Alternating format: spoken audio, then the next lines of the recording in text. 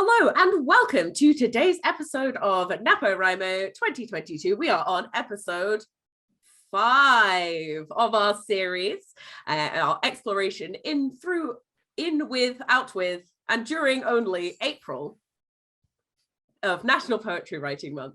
A challenge set to poets everywhere to write through the month of April, either 30 poems in 30 days, or you can do 5 poems in 5 weeks like us. So we've been working through April so far. We have loads of episodes. We've looked at villanelles, we've looked at standard Happy, we've written poetry and terza rima, and today we are sharing our found poems with you. Where are they? We don't know. We'll have to find out. So joining me and helping me along in this crazy finding journey is Kevin Mclean, Katie Ailes, and Mark Gallie. Thank you very much for joining us today. Woo! We are nearly all the way through NaPoWriMo. How is everyone feeling? Still here. Yes. I saw you on Instagram last night. Gotta love my midnight the night before writing style. I would not recommend it, but it's been effective. So, I think it's been a tough week, but we all have a poem. By definition, it is a poem. Everything is poetry, Bex. Yeah, it's our freeform workshop. It's really short. and if they're no good, we found them. So I mean, it's part of the challenge in NaPoWriMo. I think is like in reality, it's so difficult to do when you're doing other stuff. And like we had shows this week, and so we were both in Storytelling Centre in Edinburgh. We had our first away show in Aberdeen. So when you're kind of doing a bunch of that and like other projects that we're all kind of working on, it becomes, you're suddenly like, oh God, it's Tuesday. I was doing our show. I was hosting it up in Aberdeen, and I was like plugging that we're doing these podcasts. And I was like, this week we're working on, and Bex had to shout, found poems. I'm like, oh, found poems. I'm like, that shows where I am in this week's writing schedule. So our schedule is also slightly different from the public schedule. So it's, we don't, sorry that these aren't live, guys, to pull back the illusionary curtain. But yeah, it's not Sunday? Oh no. It is, don't worry, it's fine. You don't have to be at work. You're fine Sunday.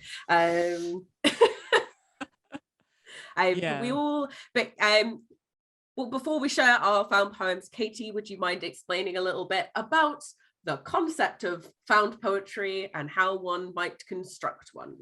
I would be delighted to. I like your choice of words with how one might construct one, because you don't really write a found poem. You find a found poem. So basically the concept behind it is you go to, Mark's mind is blown. Whoa. You go and you find some text, any chunk of text. It could be newspaper articles, it could be a book, it could be blurbs for TV shows, Tinder bios, literally anything that is text. And you in some way remake it, reshape it into a poem. So that could be by cutting it up and rearranging it. It could be by erasing it, erasing some parts and only having what is left, which is a great way of doing it. That's called erasure poetry, which is sort of under the umbrella of found poetry, you might say. Blocking out things. There's so many different approaches to found poetry. I was wondering, does a golden shovel count as found poetry? In some ways, yeah. So a golden shovel, basically you're taking someone else's poem and you're using the words of that poem as the end words for the lines of your poem. So yeah, it does sort of count as found poetry, and that you're finding something, you're finding your poetry in someone else's poetry. Oh, I was under the impression you couldn't add words to. So yeah, I would say it's like is that maybe what makes it different, like the golden shovel? Yeah, I would say it's using some elements of found poetry without being pure found poetry. However you everything is found poetry if your found piece is the dictionary. And that's the other, like, I think I say in my workshop on the forum, I'm like, you gotta put some rules on it, otherwise it's so broad, because you could be like, well, yes, I'm using the dictionary, so I can use every single word. Yeah, that's what I aired on, because I didn't want you guys to give me shit about it, so I was like, I'll just do it this way. But you use the dictionary? No. I was like, oh, well, Kev's worked this out. Okay. I think yeah, the last thing I'll say on found poetry is like the fascination in it, like a lot of the interest is in how the text is transformed, like what it started as and what it ends up as, and how did that change occur, and is the final text like a commentary on the original text? Are you undermining the original text? Are you making it say something that it didn't say? Are you emphasizing it? Like there's so much creative possibility, which makes this form really fun, but also deceptively hard. I wonder if you guys found that, like, it's like with ones without, I think similar like Golden Shovel, it's so responsive to something else. And so because of that, and because you say like the ways it like tweaks and changes, it's not like, why am I doing this? It's like why am I doing this in relation to something else? So it's like, again, an additional restriction on top of what you might expect. I thought picking my source material was going to be the challenge. I have no idea why I thought that. I mean, it was challenging to kind of pick what you're going to work off in the first place, and then you have the huge uphill battle of constructing it. It's like, oh, I've been to IKEA, job done. Like, not quite. I think it speaks to your point, though, Kate, that like the issue is the text that your mind pulls to, right, are then usually things that you like, right? Pieces of text that maybe you agree with, you know, or there is some of like a moral or an idea that you're attached to. So then it's going, oh well, how do you say something different to that, right? Are you just streamlining an existing piece, right? That was my first kind of temptation, was to be like, I was kind of doing it with PC's erasure, and I was like, I'm just cutting out all the superfluous words. It's like, that's not really, it's not the same thing. So like finding a way to be like transformative of a piece you agree with. So it's then trying to be like, okay, now I need to look outside and find something maybe to have something to say to. I completely agree. Like my favorite found poem that I'd written prior to this was and I think people will relate to this. It's currently campaign season, so we're getting a ton of leaflets through our doors. And we got one in our flat from the Scottish Family Party, which is, to put it politely, a party of bigots. And so I got this and I immediately took scissors to it and I cut it up and I reworked it. And that was really easy because I fundamentally disagreed with everything in that pamphlet. So it was easier to sort of deconstruct it. Whereas if it had been for a party that I agree with, it would have sort of been like, oh, how do I, how does it go from poem to like weird collage? Like that's the line sometimes. It's easier to respond when you're arguing, you're wrong, like, or do you exactly. like, rather than this is good. This is still good. Like, I think that's why my mind went to a golden shovel, because I think it's easier to then like use something but have you be able to add to it. Whereas like I think that's when it gets restrictive, is like because you only have the source material. So having that conversation, you know, it's just a big restriction. It's more of a restriction than you think. Like I agree with Bex. I think that I thought initially the source material bit, oh, it's so wide open. But then when I actually like started going through, I was like, oh, it's not wide open at all. This is very difficult to do. Yeah, no, absolutely. I'm very curious to see what everyone chose. Yeah, because like I don't know if I've like don't disagree, but I was like, I kind of think with these like the finding of the source material is always the bit that I go, I want that, and then I get into it and go, I'm not saying anything new, different source material, and you want to like chop and change it about, or at least that was the experience I kind of had, where I was like going, I like the source material. I think one of the ones where I like the idea then was better than the poem, the reality, than what the execution was.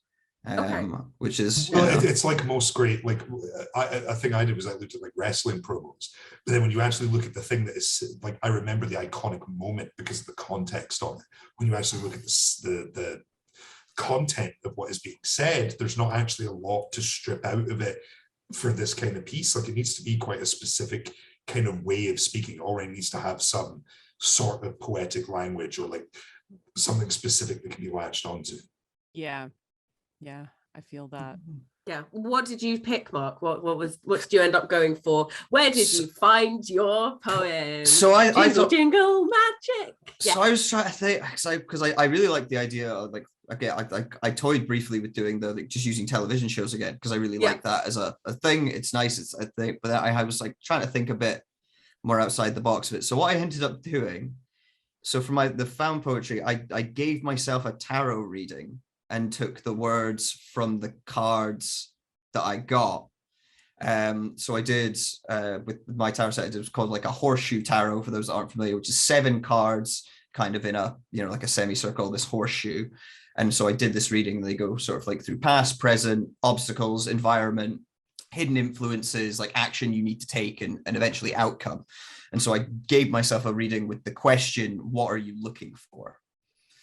To try and keep with this idea of found poetry and this idea of like with horoscopes, astrology, this kind of that you're interpreting, you're looking for meaning within these oftentimes, you know, you call it confirmation bias with your horoscope or something like that, but it's like I gave myself that question, what are you looking for? Really cool. So I did include the question, what are you looking for, in my found bits of the writing, as well as the steps, so past, present, obstacles. I don't think I actually use many of them in the end, but those were additional bits. And so I took all that text of how they came and I've reconstructed it into my found poem, which again, I think I liked that idea of looking for something in that interpretation, maybe more than this execution gives, but I'll just read it to you and we'll see what happened. So I guess the best if I was to give it a title that isn't tarot found poem, it would probably be, what are you looking for? So what are you looking for? A card to find financial favor, an opportune time to splurge and treat yourself. You have worked hard. Every bit has been earned. What are you looking for? A card that represents confidence, the steps necessary to counsel an entire network, a compelling leader of capable daring. What are you looking for? A card of clarity and path unhindered, victories compounded by circumstance. Grasp your goals. So close. What are you looking for? A card to realize possibility, resources, and sheer force of will. Seek the Queen of Dreams. What are you looking for? A card that warns of your lowest moments. The fool relies on luck. Luck favors the prepared. Seek the Queen of Swords. What are you looking for? A card towards positive people. Difficult lessons learned and conversations confronted. Seek the Queen of Ends. What are you looking for? A card that speaks of something special? Not a card. You seek the Queen. And that's my weird really cool tarot, what are you looking for poem. So yeah, I think I like the idea of looking for something and something, you know, and something being there, I guess. Yeah, I suppose it's like the way that it's written is so like, it's that like familiar referential kind of style of poetry, which quite a lot of folks do. It's great, so it's not like a bad thing. It's like where you reference something close enough that it means something to you, but still broadly enough that it could mean something completely different to someone else. And that's kind of like the joke of, or the joke around like horoscopes and tarot readings and things like that is, you know, is there meaning because there's meaning, or do you go looking for an answer to a question with a specific hope in mind of like what that's going to be. So I think that's really, yeah, I think it's really interesting to sort of do something like that. I think it's quite respectful.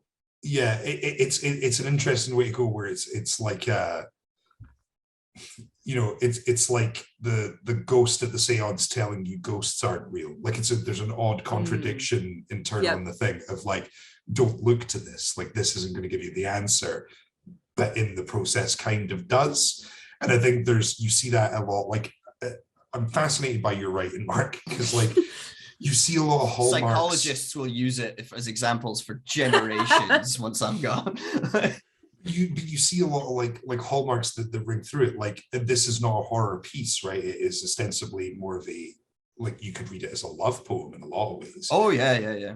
But I think there is this like always through line of you of things are not exactly as they seem. Like there is always a hidden message, a pretense, a motivation behind stuff. And it's another example of that, where on the surface it seems like a kind of positive poem, and go look for that. But it's then, why is that person trapped doing that specific task. Like, I think you write really beautifully in the contradiction. I think it's an interesting, I'm not articulating exactly what I mean. No, thank you very much. I want that. You write really beautifully in the contradiction to be a cool quote from me for something. Like, I'm having that.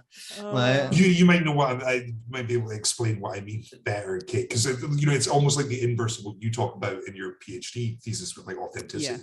Like there's a deliberate, like, Mark is always keeping things back from the audience, but is showing them that he is keeping that back, and it creates this interesting tension. Yeah, it's like almost butting your head against the fourth wall, being like, look, it's here, there's a fourth wall, and playing with, the Wizard's Act in the Wizard of Oz. You do a lot of play, like your poem Don't Trust Poets is very similar with that kind of persona play, which I absolutely love. I mean, I think, the fascinating thing for me in this was what Kevin Bex have said, this playing with confirmation bias and going, what is it that you're looking for? What are you trying to solve in this? So I thought that refrain was super effective all the way through. It's interesting as well for me because I've never done a tarot reading, so I don't know what's on the cards. Oh, you should come by. I'll give you one day. I don't for me listening to it, I wasn't sure what were already complete phrases that you'd sort of use the whole things or what was chopped up, which made it really interesting. So I would love to see that with reading the original text and then seeing how you transformed it as well. I will provide, there will somehow, whether it'll be on screen, it's quite a bold, big block of text for a thing, so there might be more a link in the description. I will provide the full tarot read and in the order in which it was. Spoiler alert, for me at least, from my interpretation, things are looking bleak coming up. Whoa, like, whoa boy. Dear. It didn't sound that bad. That sounds better. The Queen of Dreams coming for me sounds way better. Interpretation, isn't it? On that Queen thing, I think you do as well that is really cool is whenever we have these sort of structures and you think they're quite rigid and they're going to limit how you kind of approach things, you have a really clear like you like refrains, you like these repeated lines, and you like alliteration and sort of internal rhyme, and like you always manage to find a way to within the structure present your style. It's nice. Like I said, those tones, like you speak in a very unnatural way. I mean, like it's not everyday vernacular. A lot of spoken word poets are trying to find a way to like communicate as directly to sound as like authentic as possible, right? Whereas yours is rooted somewhere else. It's pageantry. It's funny because you wear a suit, waistcoat when you're on stage. I could picture you doing a show that is almost like a magician tarot kind of reader, that vibe, heavy curtains and a table and like all these poems that lean into the horror and with these kind of like trappings of that old Derren Brown, what he kind of plays up, right? That old Victorian era kind of showman who does seance and stuff. It'd be very interesting. I remember at our Halloween show, you did that poem with Freya, right? Where you did a magic trick in the poem. It was the Halloween did show a card from trick 2019 horror probably poem. The weirdest, wildest thing ever. For your tone to shine through, regardless of the structure you're working in, regardless of the specific piece you're working in, have this kind of like cohesive voice. It's similar to Lewis Brown, who does a similar thing. Even when he changes the tone and does something comedic, there is this sense of like otherly, of like a kind of strangeness, which I really enjoy. It's my first attempt at my own, I don't know what you call them, but your own Cthulhu mythos. There you go. We're just going to start sneaking the Queen-est stuff into Queen. She's really nice. You could see how that ruin our day. You could see how you could weave a narrative through these card tricks, through these like show pieces that are all actually poems. That would be a really cool idea for a show where, the poem is like the expositional magician chat, right? But or whatever it is, but it laces this story of the Queen, right? So you do it in a card trick and then you do it in the seance section. She appeared, like you could do a bunch of really cool stuff with that. Oh, and that's what I think I really liked the idea of like playing with tarot and doing like and other things. Like I really like that question of what you're looking for and doing the tarot read. Like obviously that's then was limited by the specific read I got, and the fun thing is going like the Fool is mentioned in there, which isn't one of the cards that was drawn, but thankfully the text of the Magician showed up and does mention the Fool, so you're like aha. But that's where you're like we go. I just like you get to that bit where I'm going, I like this idea, I want to expand upon it.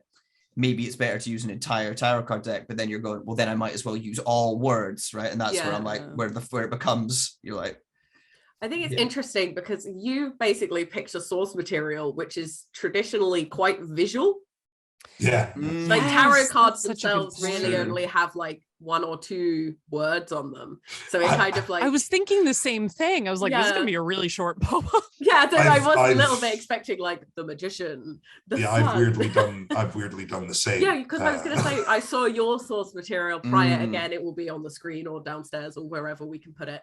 But you also went for something that was really visual rather than text, which seems weird when trying to construct a text. Me and Gallie don't read. Okay, fair enough. Yeah. We're spoken word poets. Yeah. We're about oral tradition and visual mediums. That's right. Troubadours. Bard. Yeah, Kev. That's a nice segue, that, I think. Yeah. Cool. Sure, why not? So excited about it.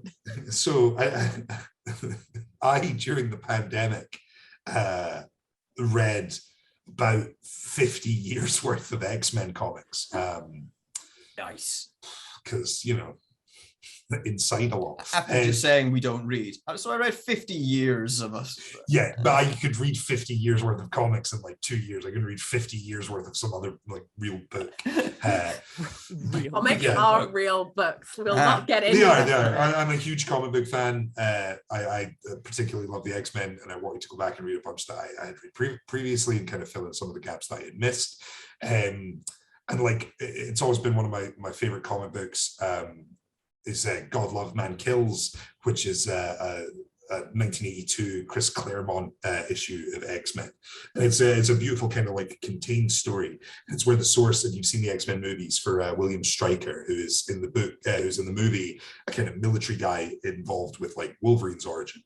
In the comic book that the character is based off, he is a reverend, a kind of like a evangelical reverend who is like leading this hate campaign against mutants. And in God Love, Man Kills, there's like an assassination attempt, and like it's this really intricately, go read the book, I'm not going to get into like how it works, but like it's this beautiful story, and Magneto plays like a kind of central role in it, and it's a really pivotal moment in Magneto's history in comics, because it really, where he becomes a kind of shades of grey character, where you kind of empathize with Magneto, and he shows that he is not entirely this kind of like mustache twirling like villain, right? Which is what he had been for most of the kind of Silver Age of X-Men comics. And so right at the end of the book, he has kind of saved, I think it's Cyclops and Storm, but like, and the X-Men are like, why has he done this? And he kind of gives this speech, which is a good speech about how like they're not his enemy, and how like he wants to like build this utopia for them. But he does it in the trappings of like I'm going to conquer the earth, but for good reasons. And it just, there's still this hint of like that villain there. And I find Magneto a very interesting character, and especially in like today's political climate and stuff, and like where revolution and protest and like action, where that line is between that and like, you know, criminality and how labels are put on people. And so basically my attempt was to try and rephrase and essentially go like how Magneto could have responded to it without like being like, I'm going to conquer the earth, which just sours the kind of whole thing. Like he wants to wipe out humanity, and he's missed the fundamental lesson there, I think. I like X-Men comics. So, so you should, buddy. Comic books rock. So this is my final poem. It's worth a try, resisting, not considering barest minimum. I am not your enemy. My goal has ever been peace. Live in peace. I have lived under a dictatorship, death, conquest. Look at yourselves. Servants behind bars, why do you persist? Contentment breeds tranquility. Freedom's lost, not noticed. Hunger, poverty, disease, war, your dream, the cause. Rebellion, speak of it. Utopia, dream of it. For the betterment of all, who preserves it when you're gone. So yeah, I'm not super happy with the poem. I don't know. I found this very difficult, because again, it was kind of like, other than eliminating like some of the the language that I just don't want Magneto to use.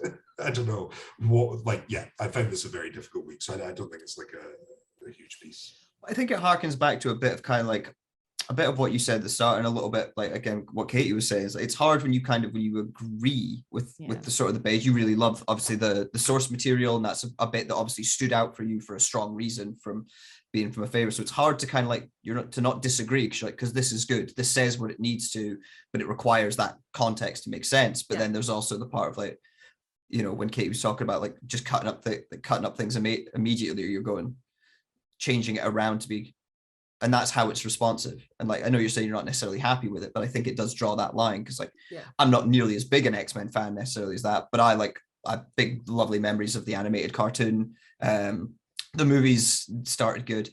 But I still love those characters. Don't worry, Feige is going to fix it all. Don't you worry. So, but then for you to kind of like going, but there is another way. And I think that's almost like, it's, you know, comes back into that interpretation of the thing, is like going like, you know, you're responding to the thing going, I understand, but here's another thought process to it. And I think that's a really cool way of doing it, is to like respond.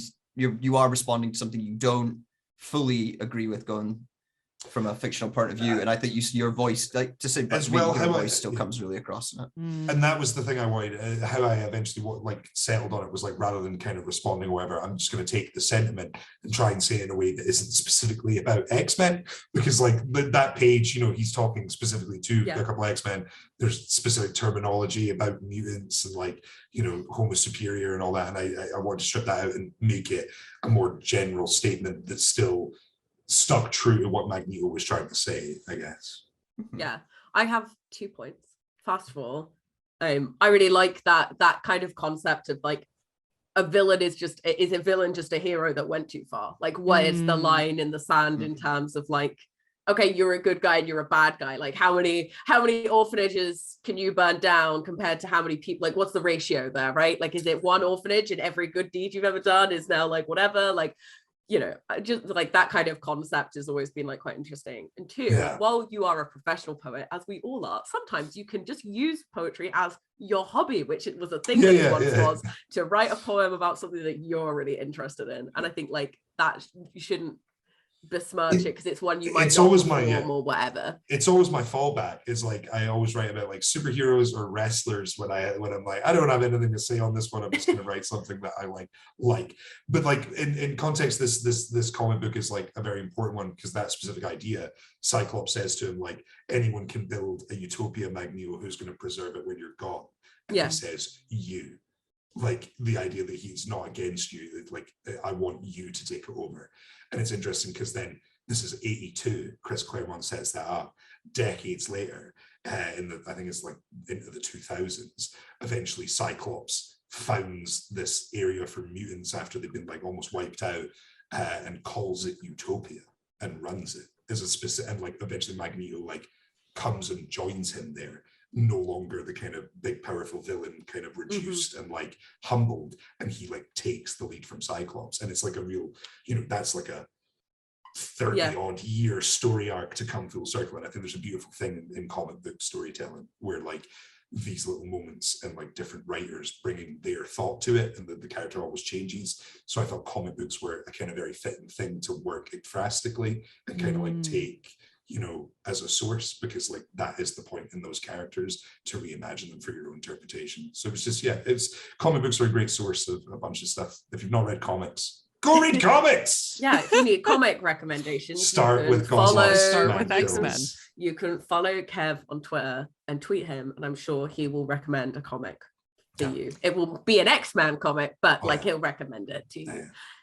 I think one thing that really struck me about this, and I don't want to drag it too much into politics and away from craft, but I love seeing certain themes really get finessed again and again in your poems. Like your Terzarima poem that you did, the idea of the postman who keeps coming to the door, even though there's the beware of dog sign, this idea of like, why won't you wake up? And then in this poem, there was the line about like, our freedoms are stripped and we don't even realize it. It's that sort of frog in the boiling water.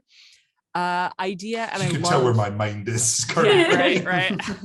But one thing that I really appreciate about your work, and specifically the way that you look at politics, other than God Save the Queen, like your work doesn't mention politicians by name or just public figures by name, and even the Queen one is about the role. It's not about Elizabeth Windsor, right? Yeah. So a bit both. But no, it's very, yeah. And I love that, because I think that when we talk about political poetry, there's a huge conversation around topicality and like, is this only going to be an interesting poem for as long as this subject is in the news? And your work really doesn't feel that way. It feels transferable to other times and other places while still being politically poignant. I think, you look at like someone like Jess Green, who in her Burning Book, she did a very effective job of being like politically topical.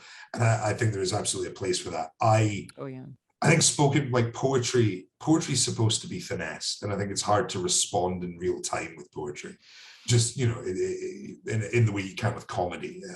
So like, yeah, it's something I try and be when I want to speak about something political. I do try and be more general. You look at, just because you brought up Jess Green, who, if viewers, if you don't know Jess Green, she's an incredible Leicester-based poet, really brilliant writer. But even on the struggles of topicality, because she wrote her show about Jeremy Corbyn, and then toured it for 2 years and had to rewrite it a million times throughout the tour because the news was still changing. And so it's this constant struggle between sort of topicality and broadness in political writing. I wonder if he ever saw that show. Topic. He did. Yeah. She met him and stuff. I think with political poetry as well, like, and not to linger on my thing or that too long, like as a cis kind of white straight guy, like doing political poetry, spoken word poetry is very much rooted in like political activism and stuff. It comes from like oppressed people, like, you know what I mean, that kind of like sharing of oral tradition. There's reasons behind that. Like I've come from a certain class background and stuff, but like in terms of being disenfranchised, I don't really equate. There's lots of poets doing incredibly important political work. So like when I try and talk political, it just feels whiny if I'm like, I don't like Boris. And so, you're kind of like, I try and then speak more metaphorically or like institutionally based rather than like, woe is me. Yeah. That's awesome. It's also hard to rhyme stuff with Ed Miliband. That's the challenge. Put in your comments. Next your best week's form. Ain't nobody can withstand Mr. Edmund Miliband. Yeah, no, that's. Is that your? I think his first name's Edmund. What's Ed short? Oh, Edward. Edward. I should really leave the column. No, don't you be trying to get away. Your toenails. Is it me now? You got poems to do. Oh dear. If you'd rather I go before you, that's fine. No. I can do mine. Yeah, okay. I'll try to give as brief an introduction as possible, but I do need to give a tiny bit of context for this. So my wee parents, my sweet wee parents, are currently undergoing a lifelong dream, and they are driving cross country across the US. So starting where we live outside Philly, going all the way over and doing the California coast, and then coming back. It's a 6-week long trip, and they are having the time of their lives. They're just absolutely having a ball. And what they've decided to do to keep friends and family updated is every 3 days roughly, my mom sends out this little e-newsletter about what they've been doing. It's an email and just sort of describing what they've been up to. And they've also been sort of sending me texts every once in a while, just being like, oh, what's up? And so we've been chatting through that. So what I decided to do for my found poem is I took all of the e-newsletters and all of the texts that my parents have sent me while they've been on their trip. And I used that as the source material for my found poem. Links down. No, I'm joking. You can't sign up for their family newsletter. Sorry. have to ask mom for some information. Although I think that you will get a good sense of Shirley's writing style potentially from this poem. So yeah, I will go for it. We're on our way home, a haze flying past. Last night, we made it to Omaha, Nebraska, made it to Sedona, to Flagstaff, to the stained sanctuary of the Grand Canyon, Earth's handsome craftsmanship. Colorado passed us on the road, an arid prayer. Next, New Mexico, then Arizona overwhelmed us with sun. We are doing glorious things. We flock to beauty, surf the breeze, face another world as it arrives. Today, we are whimbrels, snowy egrets, cinnamon teal, inquisitive and exciting. This year was a gamble. Sickness shrieked its eerie warning, a raven roosting in our home. We weren't planning for hospitals, for stained snow and tumbleweeds and nobody watching over us. We understand what flies past: sandhill cranes, great-tailed grackle, pinion jays, the migrating, those on their way taking flight, striking and alive.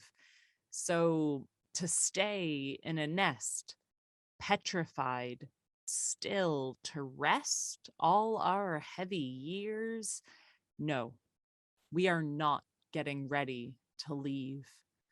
We are grateful and glorious, driving past the after dark, molting fear. We are holding off the sunset, night's fontanelle, pink and close overhead. We are challenging the dark. We are iridescent hummingbirds, stunning the morning. We are colorful glass, attracting the light, a cacophony of life. We are surviving. Here we are in the middle of emergency, surviving. We are safe and sound and sending love, sending love, sending love. And that's my piece. It's so beautiful, Katie. It's really like moving. My wee heart. Yeah, your mum uses like the language your mum gets to use in iridescent in a text message. It's wild. So the reason I got the idea for this poem was because because my mom uses words like that, but the majority of her e-newsletters are about birds. And I was looking at the names of these birds and they're amazing. Grackle. Like, yeah, great-tailed grackle and cinnamon teal is the name of a bird. Wow. Not a kitchen color. But like, yeah, pinion jay and sandhill crane, like there's just such beautiful words. So a lot of the, as well, like she'll be like, oh, we arrived in Arizona to hear a cacophony of shrieks, chortles, and squawks from the grackles. Like it's such vivid language. So it was really lovely fodder to use for the poem. See, I get a very different message, man. We got here and the fucking birds won't shut up. Yeah, exactly. Because we get a real insight into your poetic language there, and then we got one into Kev's as well. Yeah. No, like what a lovely piece. I especially like the end that because you know it's a found poem, and it's when you can use that really well to be like sending love, sending love, sending love, and like it really hammers home that point in a way that you don't need to do it a million times, because it's like the suggestion of like you could pick that out and like that's always what is said at the end. I think that's like a specifically beautiful thing. Obviously the subject matter as well of like that's, you know, there are a lot of poems about like grief and loss, and like they're all after, and I think there's something to like in a moment of like where there is like you know, not that, but like the worry, the concern of moments of during the unknown. That like people don't write about that, and especially that from like that hopeful point of view. I always point to Maisie, like Sarah Grant's poem later on, and like these poems of like celebration. And I think you always need to dip a bit into the ennui.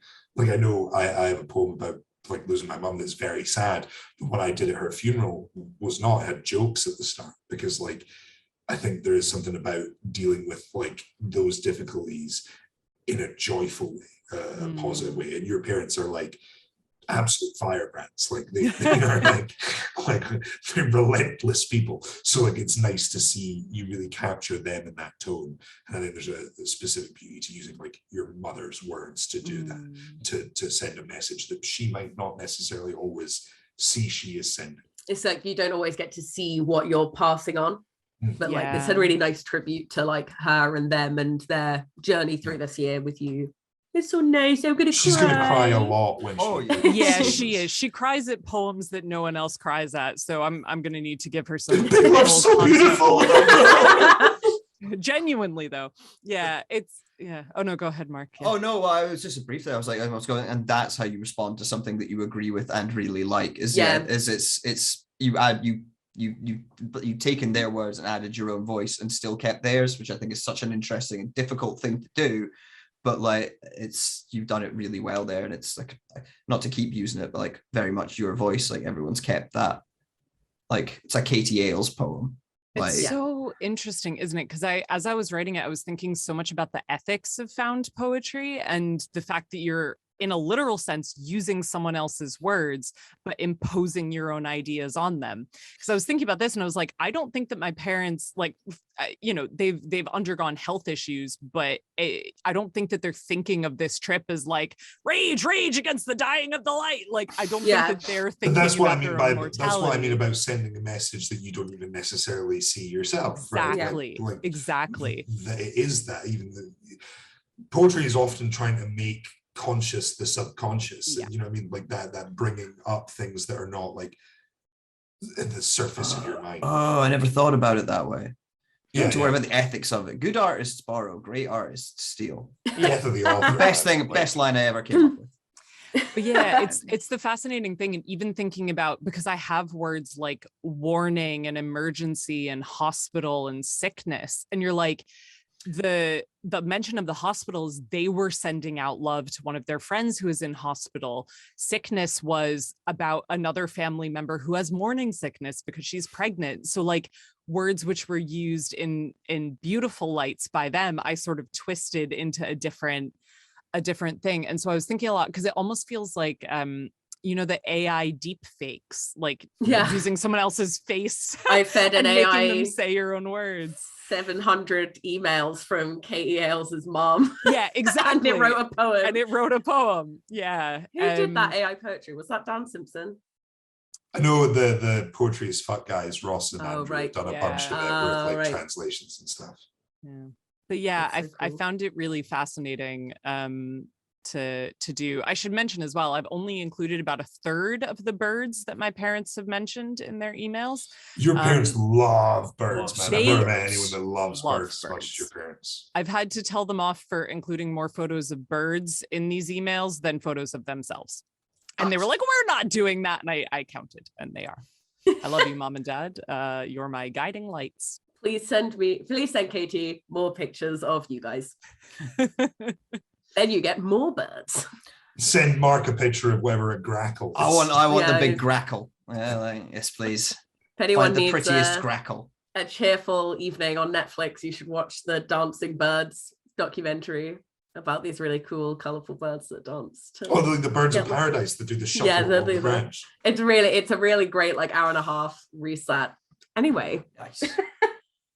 Loud poets, bird recommendations. As well as loud ornithology. Here it comes. I don't want that. I don't. NaPoWriMo birds. Oh. I'll step in to save us here. Please do. Obviously, as Kev said at the start of the episode, we were away this week. We had 2 amazing shows in Edinburgh and in Aberdeen, and both for the amazing thing about this like live season is obviously getting to go to other places, but also means we get to invite like really cool poets and hang out with them for like 2 days as they like work with us and as we travel and all of that. And this month it was like a pal of mine, pal of all of ours really, from the Repeat Beat poet.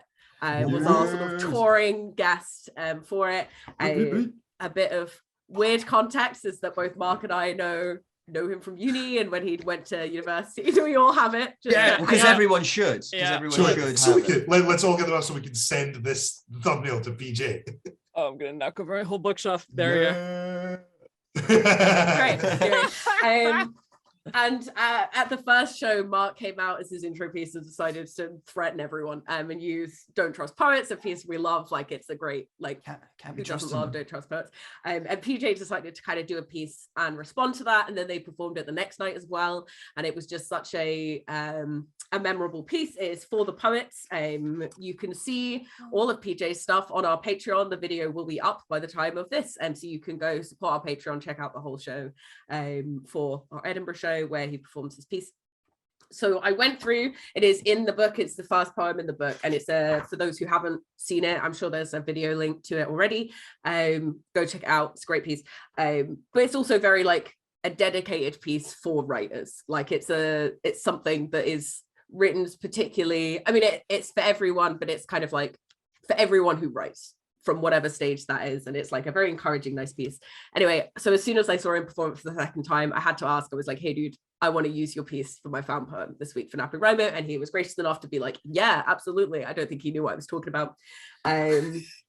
So I tried to, I deconstructed it, and there was a spreadsheet where I like took all the words and split it into different, because like obviously a lot of the thing about repeat beat is that like linguistics, I didn't want to necessarily pair the same words together like consciously in the same way. So I like split everything out into this like mental spreadsheet that just had like all of these words in it in alphabetical order in different like here's what objects, here's what things, here were descriptive words, whatever. I don't know what the technical names for any of these things are. I just called them what I would refer to them as, rather than like an adjective, which is probably what a lot of them were. But I wanted to kind of echo that, like the encouragement of writing ish. The theme of it would being the writing and being a poet. So I created this. A poem, easy. Use writing instruments. Pens on pages, uncomplicated communication, every beat created, doubling means rhythm, round seasoned moments, internal writer. Spinning word rubble in rhyme struggles, journal graced public poet, microphone on. Fabled fables, forgotten, reborn, whatevers, applause capturers, spinning sun grippled right, cradle stable fingers reaching for everywhere with language, knowledge kept hidden between couplets, forgotten and fleeting. Done. And that's my piece. Nice. I That's love really cool. that. Thank you. The thing I love about that, Bex, is like you normally have a very like sing-songy rhyming structure. You normally, whereas like that is much more leans into that kind of like compound rhyme, quick internal rhymes. And I stuff feel that so wrong does. reading it because it doesn't have that like hymn structure that all my But then poems seem to, when like, he does follow. that is like, that's tailored. You know what I mean? Yeah. If you read that and got familiar with it, you had more time like that, Yeah. you know, you would be able to throw that out. That's very cool. I Hi. love that. Yeah, using his words and his rhythm. Yeah, that's ace. Yeah, that's what I was going to say as well. As you're going, like, if you say you feel wrong playing it, but I was like, my first thought was going, oh, it's brilliant that you've kept like that element of him, of PB in it, and it is faster. It's called, and I love when you do them because I know you've done rap and more of those things like that before. You absolutely have the chops for it, and so it's great to like. Maybe one day. I really enjoy that. I enjoyed that style of poetry. I like that you picked a poem. You know, like I always think of the Jim Monahan has Tell Me Lies About Iraq, which is like a response to Tell Me Lies About Vietnam. And you're like, I like when poets have, you know, conversation through it, because even that, like, this is to the poets, like immediately made me think of like the Anis Moshgani poem. Yeah. This is for the Shake the Dust. Shake the Dust. Yeah.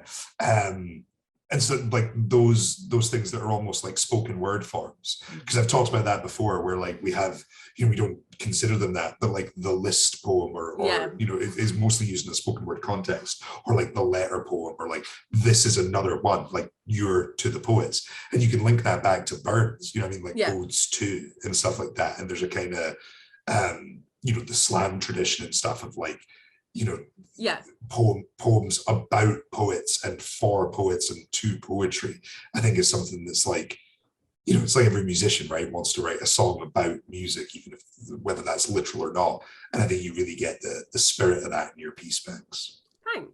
Yeah, I probably because I really love PJ's poem and I love the repeat beat and all of the work that they do, and I think it's like just really tremendous. I was so blown away by their set. I'm always going to be like prejudiced to my attempts at like, you know, conveying to someone who you think is really good, but I wanted to try more of that like style, because it's not like something I grew up with. I was in like old school, I don't know whether I called it old school, but like choral music and like very classical music. So like that's why I think a lot of my work has like a natural kind of like rhythm and like a pace to it that is kind of continues. But yeah, I wanted to kind of play with it a little bit and put in some word collaborations that I thought were cool and were difficult to say. Oh no, I was just gonna say, because I was like, because you've what you've done, I think it's very honest, is I think you've made it harder for yourself on that to jump back on them, because you pick something not only that you really like and that you really enjoy, but also it's from like another poet and another poet you really like and you really respect. And I think it was last year with like Golden Shovel, and picking like, I picked Halfway Man to use as like at the end of my Golden Shovel, and I found that really difficult, because you're like, you feel so much imposter syndrome of using their words and you're going, this isn't nearly as good as their thing, whereas it's actually, whether it's as good or not, it's subjective. It is different and it is responsive. So I just thought that you made yourself, I know you said that was going to be the challenge. I think you gave yourself a really difficult challenge. Yeah, I don't think I realized how difficult a challenge I made it until you guys were like, oh, it's really much harder if you pick something that you like. And I was like, oh, I could have picked something that I didn't like, and then my life would have been easier. But no. Oh well. Or even just choosing a poem, choosing a piece of art, I always find more difficult, because that's something where the words are so carefully chosen. And the words are sort of designed for aesthetics. Whereas like using my mom's emails, like part, I mean, I think it's beautiful writing, but she's not trying to write a poem. And I almost found it easier to work with the bits that were like, we're on our way, but the car broke down and there's snow on the hood of the car. Like I found that easier to transform. Those bits are from your dad then, I guess. Yeah. Rather than like the cacophony of grackles at dawn. Yeah. You know. Yeah. It's interesting. It's weird, but then I think when it's, you know, it's something you like, and that's kind of what I swung into as well, is like, there is something to, not every poem has to, like you were saying, Bex, right? Not every poem has to be the definitive comment on some grand topic. Sometimes you'd be like, I really like that poem and I want you to play with the words and like join in, you know what I mean? And it's like singing along with something you love. Sometimes there is a joy to be like, I wonder what I could do with those words or whatever. Like it'd be interesting to see you do like a longer version of that, maybe not as a found poem, but like taking the same premise of like, what would your To the Poets be? Because it's that piece is a very specific like point of view of repeat beat, right? That is to him who the poets are and what they're about and like what makes those people, but that's not necessarily how everyone sees what it is. It'd be interesting that, you know, like what Anise references in Shake the Dust, I don't necessarily agree with all of them. Like you're like, it's interesting when you get that, like where you differ. It'd be nice to see you maybe do it less rigidly found, but more well, it was difficult because then there was like certain words I just didn't have that I would have naturally liked to use. I'm sure there's a couple of words in there that I've accidentally used twice because it was like, you know, it's hard. I think that's always fine, But because I think there's something beautiful about referencing poets when it's like, because sometimes they've said something in such a perfect way and it's like, it's just easy. Like the first poem I ever wrote, I referenced Khoisan in it because it was just like such a simple way to like, and I'm like, Khoisan, I don't remember what it tasted like the first time we kissed. Because it was just like, that to me was always the line that stood out of like, that you know, the indication of such a strongly held memory, right? And so I was like, we'll just throw that in and call it a reference. Well, maybe next week's form will lend itself to writing a introduction poem. I don't think it will. I don't think it will.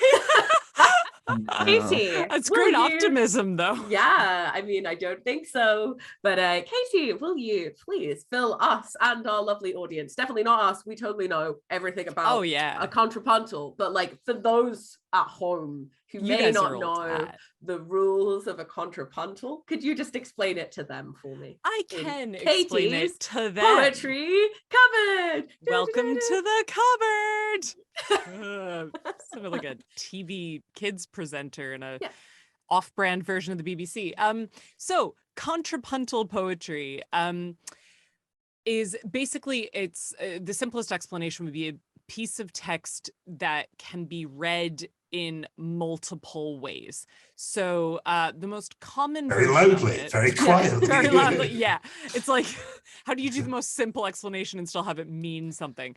It's a form that is best understood by looking at it. So I will do my best here, but as always, I have my workshop on it with plenty of examples linked below to check out. But the most common example is you have two columns of text, two chunks of text, and there are two ways of reading it. So one way of reading it is just reading down the columns. So if you think these are both columns, you would read do, do, do, do, do, down the column and then do, do, do, do, do, down that column. But the poem also can be read across the columns, so as rows. So basically the idea is you have to write a poem which is two separate poems or one big poem. Doing it with my hands, it probably... So we have to write 3 poems? Effectively, yes. 3 poems with one piece of text. Two poems and one Franken poem. Yes. Yeah, that's a good way of thinking about it. Well, now you've given Gallie an unfair starting point. You could write about that if you wanted to. That would be a good Your project. zombie piece from last year. You both did zombie pieces last year, or for Happy Hour, for a thing that we did, a previous podcast series. It was just a weird poem. The less we remember about my zombie poem, the better. Yeah, the concept behind contrapuntal poems, if you think of counterpoint in music, it's sort of the idea of you have 2 melodies going on at the same time, and together they make one larger piece of music. It's kind of like that. It is 2 separate poems which can be read together as one broader poem. These are tough. They take a lot of time to work out because they're like jigsaw puzzles. If you put an "and" in one column of your poem, it might throw off everything in the other column of your poem. So it's a lot of back and forth and gradual writing. But they're also really fun. I quite enjoyed writing my example piece for the workshop, and we have a beautiful example by Harry Baker called Jump, and we've got a great video showing how that works. So I would definitely recommend that. Yeah. I don't really want to do this one. So. Well, we're still in April, so you ain't got a choice. Kev's calling in his mulligan. Mulligan. I think it will be fine. We have a lot of resource. We've got Katie's workshop that's going to help us. And I'm going to hire Harry Baker to write mine. I'll just pay my way out of this situation. Would that count? But you need to write the poem. You people That's won't the know. Point.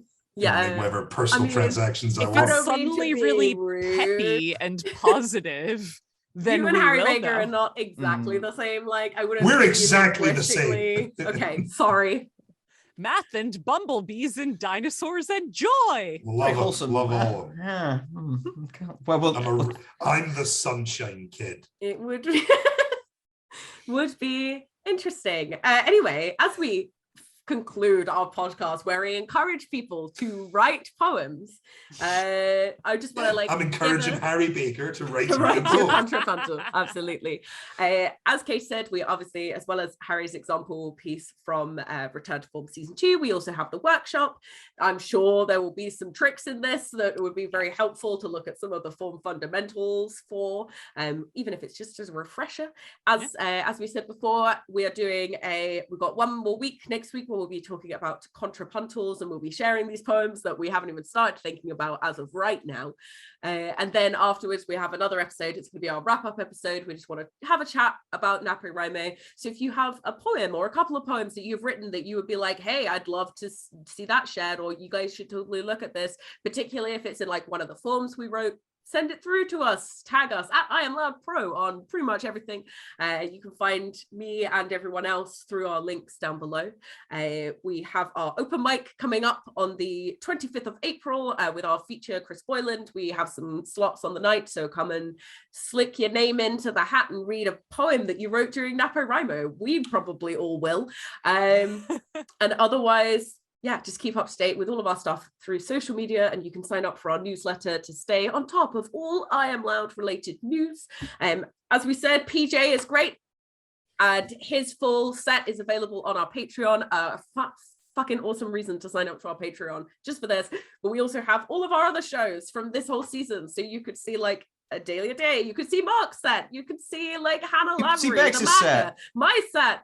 Rick Katie's Dove. is coming next month. Rick Dove. Oh, Rick It's Dove. been all bangers. You can All see all bangers. bangers on our Patreon. But for now, we will leave you to ponder Contrapuntal, and we'll be back hopefully with some poems next week. Everybody say goodbye. Goodbye. Goodbye. Bye.